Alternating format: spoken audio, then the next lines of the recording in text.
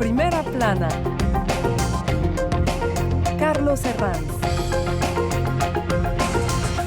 Bienvenidos en Primera Plana, un programa de Radio Francia Internacional y de France 24. Primer programa de este año nuevo, de 2023, que se inicia con nuevo mandato de Lula en Brasil. Y a partir de ahí nos preguntamos si esto confirma una ola de izquierdas en la región. Lo vamos a plantear hoy a nuestros cuatro invitados. Les presento ya a Benjamín Delille, que es corresponsal en Caracas, responsable del Servicio Internacional del diario Liberación. Bienvenido, Benjamín. Buenos días, gracias por la invitación.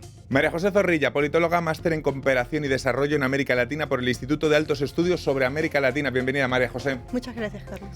Sabine Grandadán, periodista independiente especializada en Latinoamérica. Bienvenida. Buenos días. Y mi compañero David Gormezano, periodista en France 24, ex corresponsal en Brasil. Bienvenido, David. Hola, Carlos.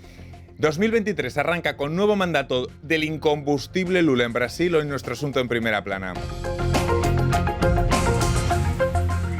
El izquierdista Lula, a sus 77 años, ha vuelto al poder en Brasil con el Año Nuevo. En su primer discurso, tras ser investido, prometió reconstruir el país tras los años del ultraderechista Bolsonaro y anunció que Brasil está de vuelta en la escena internacional.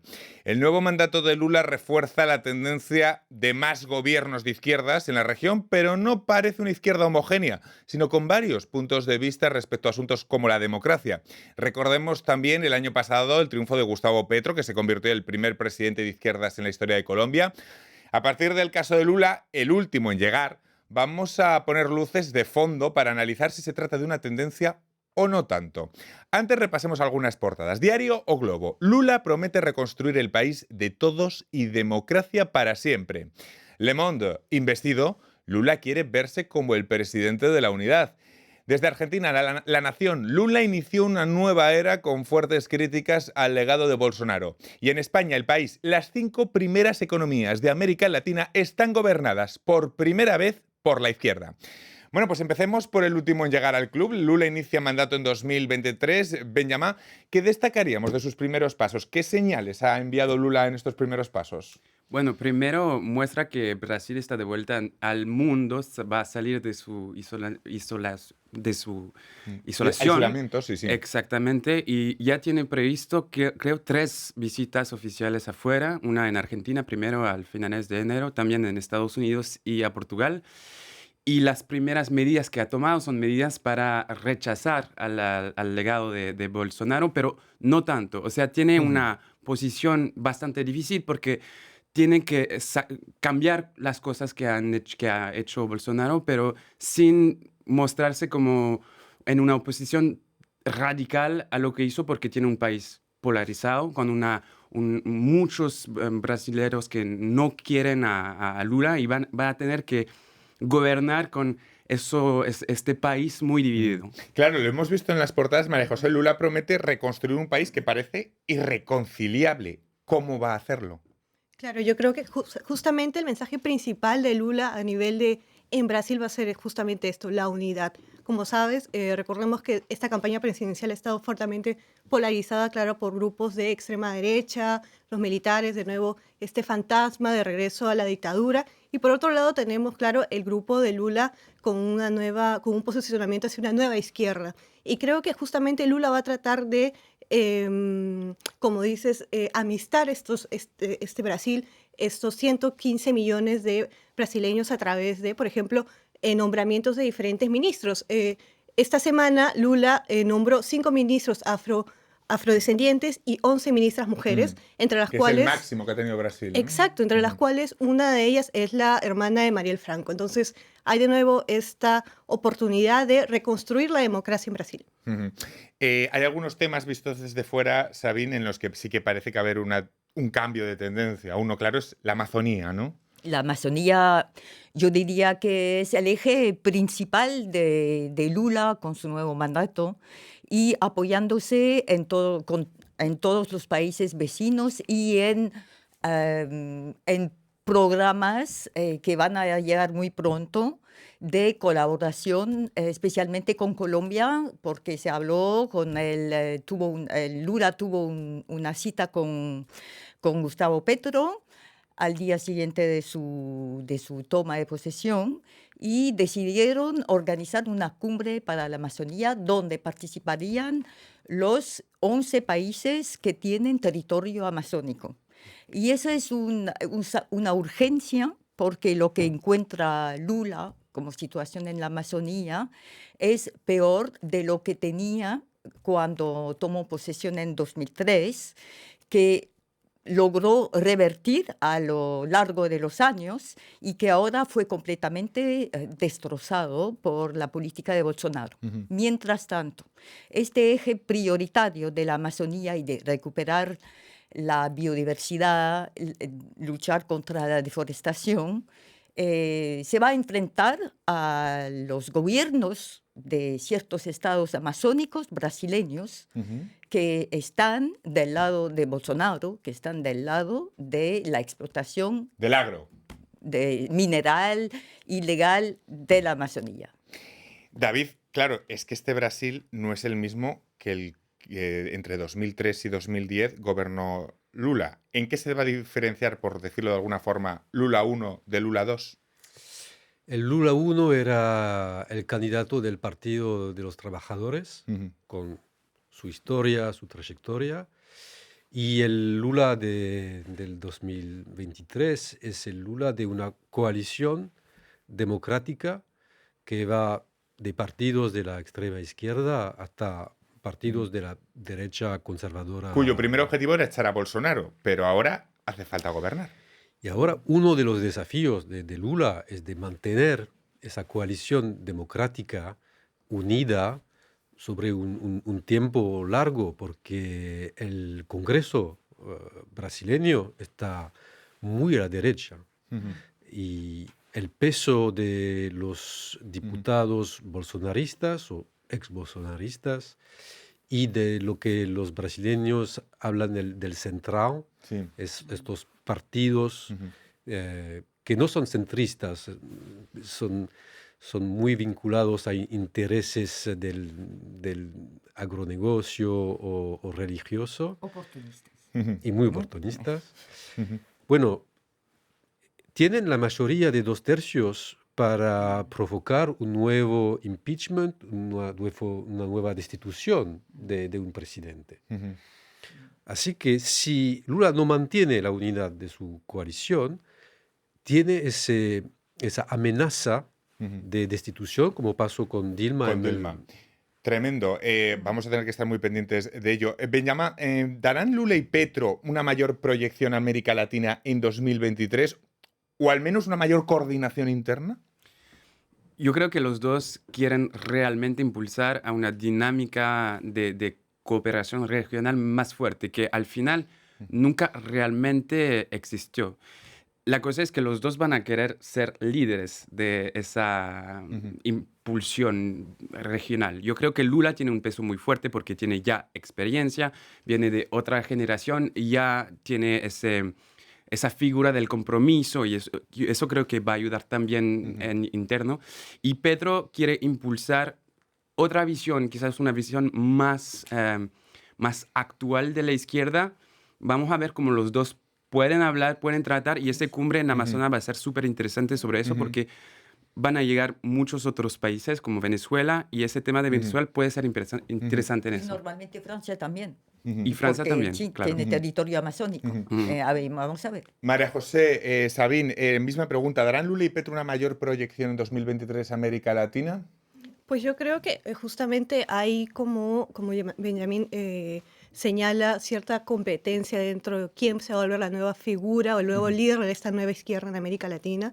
Y me parece que, por ejemplo, no sé, una de las nuevas figuras que está resurgiendo es la figura del presidente chileno, Boric. Entonces creo que todavía son diferentes maneras de ver ciertas políticas sociales en la región, pero creo que al final todavía es muy pronto para poder responder. Para hablar de proyección hacia el mundo de América Latina quizá es pronto, pero para hablar de una mejor coordinación interna, como hablábamos con Benjamín, ¿puede funcionar? Coordinación interna dentro de la región. ¿Dentro de la región? Sí, Lula ya anunció que quería revitalizar muchas instituciones interregionales que Bolsonaro ignoraba totalmente, como el CELAC y la UNASUR, el Mercosur. Ahora son intenciones, porque Claro. al fin y al cabo los países de la región, si hablamos de México, por ejemplo, tienen intereses incluso económicos intrarregionales un poco divergentes a veces. Los hay que se acercan más a China, al eje Asia-Pacífico, y los hay que quieren abrir y acercarse más a Estados Unidos y Canadá y Unión Europea.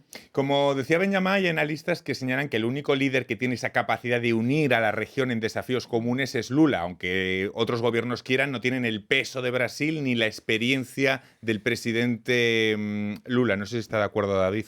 Bueno, al mismo tiempo, muchos países de Latinoamérica temen un poco de Brasil Claro. por el tamaño de la economía brasileña. En el Mercosur, una de las razones por cual el Mercosur está estancado es que es un país de más de 200 millones de habitantes. Es un poder económico muy grande, y las otras economías latinoamericanas son más chicas. En Argentina, por ejemplo, en un periodo de construcción del Mercosur, la industria argentina desapareció, unos sectores desaparecieron porque la industria brasileña era más competitiva. Así que el económico es muy importante. Pero también genera temores. Sí. Pero también genera temores por la magnitud que tiene Brasil. Sí, por el otro lado también está ahí México, que quiere competir con Brasil y con el peso de Brasil, pero con otras decisiones, con otros socios. Con la llegada de Lula al poder, las 5 principales potencias de la región, Brasil, México, Argentina, Chile y Colombia, están gobernadas por la izquierda, algo que es una novedad al mismo tiempo. Benjamín, ¿esto es síntoma de algo o hacer el análisis grupal en bloque es un error? Es complicado porque hay factores que se aplican a cada país y hay factores globales. Yo creo que la pandemia es un factor interesante porque muchas poblaciones de Latinoamérica se dieron cuenta que se necesitaba un Estado fuerte, un Estado social para enfrentar a crisis como esa crisis sanitaria. Pero también al mismo tiempo hay un rechazo global a una forma de política de derecha que no funcionó en los años 2010.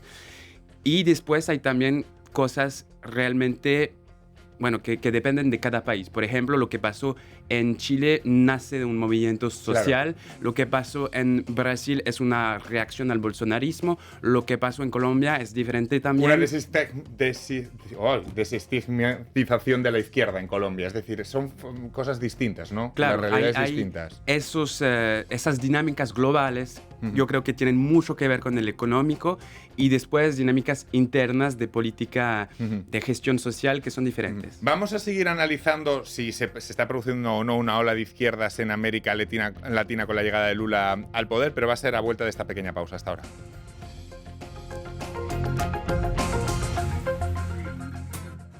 Enlace.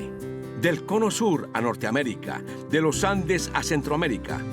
Una cita semanal con los temas más importantes de los países del continente americano. Presentada por los corresponsales de France 24. Enlace en France 24 y France24.com.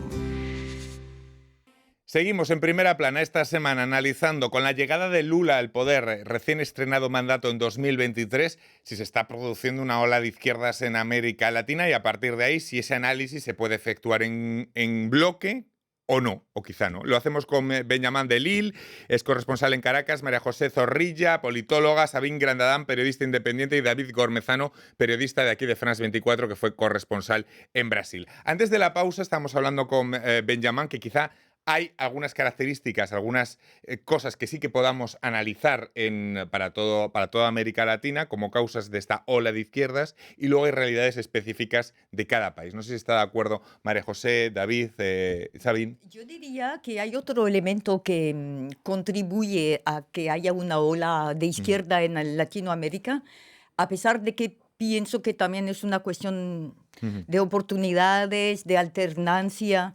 Pero es la toma de conciencia, si me puedo expresar así, de la opinión pública, de lo que se debe esperar de una acción de Estado, de la cosa de los servicios públicos, de la justicia social, de las ayudas y el sostén del Estado en las pensiones, en la distribución de los recursos. O sea, yo creo que las opiniones públicas de América Latina están tomando mucha conciencia después de los estallidos sociales que hubo, de que el Estado tiene que intervenir. Y esa es una cosa de gobiernos sociodemócratas. Lo enlazo con la pandemia. ¿Eso quiere decir que la tendencia hacia la izquierda responde en parte a una mayor sensibilidad a tener servicios sanitarios, por ejemplo, de calidad, derivados de la pandemia de la COVID? David. Sí, claro, la pandemia tiene un impacto muy fuerte sobre bueno, la elección en Brasil, seguramente, y en otros países también. Pero esta ola de gobierno de izquierda me parece intervenir en un contexto muy diferente de los años 2000. Claro. Porque crecimiento de nivel chinés, más o menos, no va a ocurrir en los próximos años. Y también en los años 2000 había una voluntad de oponerse a Estados Unidos, en pleno guerra de Irak, en esa década. Y ahora no veo una unidad latinoamericana fuerte como en los años 2000 para tener una voz común en el escenario mundial. Quizá esas izquierdas también son distintas. Analizándolo, claro, Lula se acerca más a la generación de AMLO que a la de Boric. ¿Ideológicamente también? María José. Claro, mira, yo pienso que definitivamente es saludable para la democracia que haya este cierto péndulo del poder hacia la izquierda. Y claro, como te comentaba, Boric para mí representa justamente esta nueva imagen de una nueva izquierda con nuevas propuestas, por ejemplo, interesados más en las luchas feministas, en las luchas medioambientales, en las luchas LGTBI, etcétera. Entonces, creo que es una nueva forma de tratar estos nuevos temas sociales con una nueva perspectiva. Les pregunto por lo que tenían enfrente estos candidatos de izquierdas, porque muchos de ellos han ganado candidatos de extrema derecha en América Latina. ¿En qué se diferencian esos candidatos de extrema derecha a los europeos? ¿En qué se diferencia esa extrema derecha de América Latina a la de Europa? Yo creo que hay algo con la nostalgia a la dictadura. Es algo un poco raro porque son candidatos como que sea Bolsonaro o Kast, por ejemplo, en Chile, que han nacido de la democracia, pero que llegan con un discurso de nostalgia a algo de orden más fuerte, llegan con un discurso muy populista, muy antisistema, y creo que nacen también de esa ola de corrupción que hubo en América Latina desde el principio de los años 2000, y juegan, aunque a veces sean inculpados o tienen vínculos con corrupción, llegan con un discurso para decir, sacamos a todo ese sistema político y vamos a poner orden de nuevo. Aunque no lo hacen, aunque destruyen a todo como lo hizo Bolsonaro, llegan de eso, de esa dinámica con el caso de Brecht que hubo en Brasil y en toda América Latina.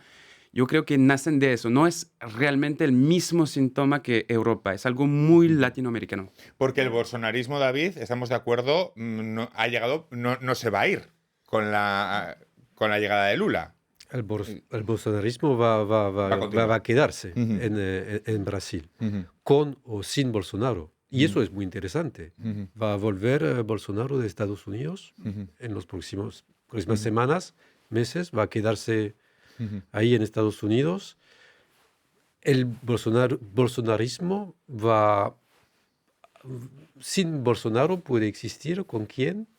Eso lo vamos a ver en los próximos meses. Pero es seguro que si de nuevo la situación económica empeora en Brasil, el bolsonarismo va a volver con mucha fuerza. Volviendo al tema de las diferentes izquierdas, una de las principales cualidades que puede tener una izquierda nueva como la de Boric es romper ese bloque homogéneo que en algún momento bueno, varios de ellos defendían a Chávez y al régimen cubano en alguna ocasión. Boris representa una figura de esa izquierda, o es el estandarte de esa izquierda que es crítica con Venezuela y con Cuba. Claro, y de esa forma también se parece a un Lula, a un AMLO, Andrés Manuel López Obrador en México. O sea, son regímenes que se basan en lo concreto, en las acciones concretas y que se han alejado de un discurso más ideológico. Y yo diría que tienen una dimensión común, que es precisamente esa obligación absoluta de construir políticas de lucha contra el calentamiento global, que les toca a todos los países latinoamericanos, y que es una dimensión transversal que inicia e inspira medidas comunes dentro de un marco de ayuda a las poblaciones, de restablecimiento de la justicia social y de los pueblos indígenas, por ejemplo. O sea, este eje transcurre en todos los países a quienes les toca el calentamiento global, es decir, a todos. María José, la izquierda latinoamericana ya no es aquel bloque que defendía en su momento a Chávez y a los Castro. Definitivamente la izquierda ha cambiado en estos 20 años, desde los años 2000. Entonces, sí, yo creo que hay una nueva forma de reconfigurarse a la izquierda y una nueva forma de replantearse estas nuevas problemáticas, pero también, como lo hemos señalado, siento que la mayoría ahorita de líderes de izquierda son bastante pragmáticos, o sea, no siento que podamos realmente llamar a uno como pues, un socialdemócratas o de izquierdas tradicionales. Siento que cada uno va a estar jugando los intereses que les corresponde para sus países. Mirando el año... Uy, David, si algo más me vas a decir. También quiero volver a los años 2000, Sí. porque hubo esta ola de gobiernos de izquierda y muchos fracasaron. Y yo creo que los nuevos líderes han aprendido de este fracaso.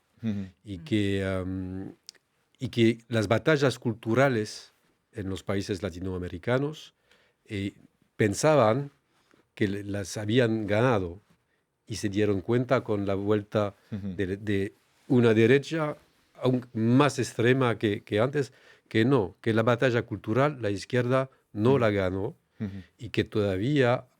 Y que ahora estamos en países que son muy fracturados, muy polarizados, mucho más que 20 años atrás. Y que ahora, perdón, pero no funciona el enfrentamiento al otro lado ideológico. Hay una cultura de compromiso que se instaló en la izquierda, creo. Lo vemos con Venezuela. Ahora lo que dice Petro, lo que dice Lula, es vamos a tratar de dialogar. Cambia muchísimo con lo que pasó con el Grupo de Lima, que era un grupo de los dirigentes de derecha, cuyo objetivo era sacar a Maduro. Ahora no dicen esto, lo condenan, como le hizo Boric, pero dicen tenemos que dialogar porque el principal reto de eso es que hay 6 millones de venezolanos que han salido del país y esa presión migratoria es muy fuerte en América Latina. Es un interés global de, bueno, responder a esa presión. Sabine, un apunte más. Volviendo al tema del manejo de las izquierdas actuales en Latinoamérica, también una diferencia en cuanto a los años 2000 es que tienen opiniones públicas más agudas. Hubieron estallidos sociales, hay muchos movimientos, activismo. Y las opiniones públicas están esperando mucho en cuanto al papel del Estado dentro de un marco democrático, es decir, como lo decíamos antes, los servicios públicos, justicia social.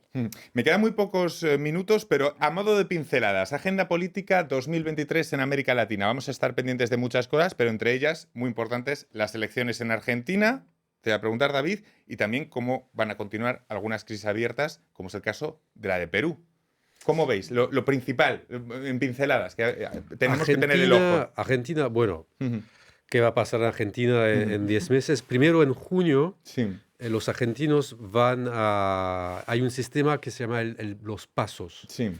Y van a elegir... candidatos. Van a medir el peso de diferentes candidatos. Y en junio vamos a ver si el del lado del peronismo encuentran una fórmula, como la fórmula que permitió la elección de Alberto Fernández, con Cristina Fernández de Kirchner vicepresidenta. Los dos se pelearon mucho en los últimos años. Cristina Fernández de Kirchner fue condenada en un caso de corrupción en diciembre. Y mucho queda de este lado del panorama político en Argentina, si el peronismo va a poder inventar una nueva fórmula para competir en la próxima elección. María José, Benjamín, 2 pinceladas, año 2023. Bueno, sobre todo para Perú me parece que ha habido una crisis, como ya sabemos, una crisis política sostenida durante todos estos años, y ahora justamente con pues, la destitución del presidente Castillo y ahora el nombramiento de Dina Boluarte, las cosas en Perú están bastante complicadas y se espera pues nuevas elecciones generales de acá en 2024 y pues estábamos esperando una nueva constitución, pero pues lamentablemente el sistema político, el ambiente político no es fructífero. Pues no me da tiempo para más, estaremos muy atentos en 2023 a estos asuntos. Muchísimas gracias por haber compartido con nosotros nuestro primer programa como Lula de 2023 y a todos ustedes les esperamos la próxima semana aquí en Primera Plana. Gracias.